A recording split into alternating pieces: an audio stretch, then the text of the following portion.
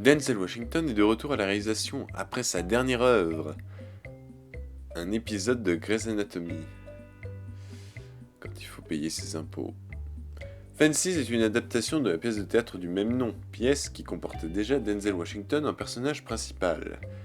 Et qui dit adaptation de pièce de théâtre dit film qui repose essentiellement sur la performance de ses acteurs. Et bon Dieu, je donnerai un Oscar à la directrice de casting, car il n'y a pas une seule, je dis bien, pas une seule réplique ou une seule seconde où on a un acteur qui joue mal ou qui surjoue.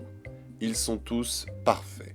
Si Denzel Washington a peu de chance d'emporter son Oscar, vu la concurrence, perso je mets une pièce sur Viggo Mortensen pour Captain Fantastic, Viola Davis, elle, est assurée de l'emporter, et j'ai envie de dire, la concurrence ne risque pas de lui voler, car les autres performances sont réussies, mais de là à être marquante, mouais. La palme revenant à Michelle Williams dans Manchester by the Sea, que l'on voit à peine 5 minutes de tout le film. Parmi les autres acteurs de Fences, je tiens à citer Michael T. Williamson, qui interprète le frère du personnage de Denzel Washington, qui, revenant de la guerre avec une partie du cerveau en moins et une plaque en métal dans la tête, souffre d'un handicap assez sévère, mais l'acteur est très convaincant et le personnage est très touchant. Et étant décalé de la réalité, permet parfois de détendre l'atmosphère tantôt pesante du film, plus particulièrement sur la dernière scène. Malheureusement, qui dit adaptation de pièces de théâtre dit souvent lieu unique, et même si Denzel Washington a voulu un peu dynamiser le tout en insérant quelques scènes à son travail, sur les 2h20 du film, il y a quand même 2h15 qui se passent dans ou autour de sa maison.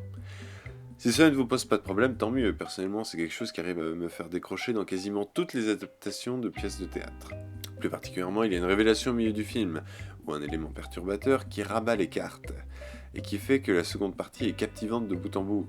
Mais du coup, je dirais que dans les 20 minutes avant cet élément, le film ronronne sévère et on a l'impression que le film ne bouge pas. Le film aurait peut-être gagné d'enlever quelques minutes, ce qui aurait pu permettre de renforcer et l'histoire et le rythme du film. Du point de vue de la mise en scène, tout le film joue sur cette idée de clôture que le personnage de Denzel Washington doit poser. Mais finalement, celle-ci existe déjà, vu qu'on quitte rarement le jardin de la maison, ou la maison en elle-même.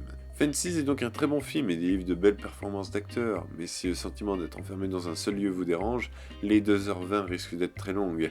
À vous de juger, mais bon, cela ne coûte rien d'y jeter un coup d'œil. Enfin si, ça coûte 10 € par tête de pipe.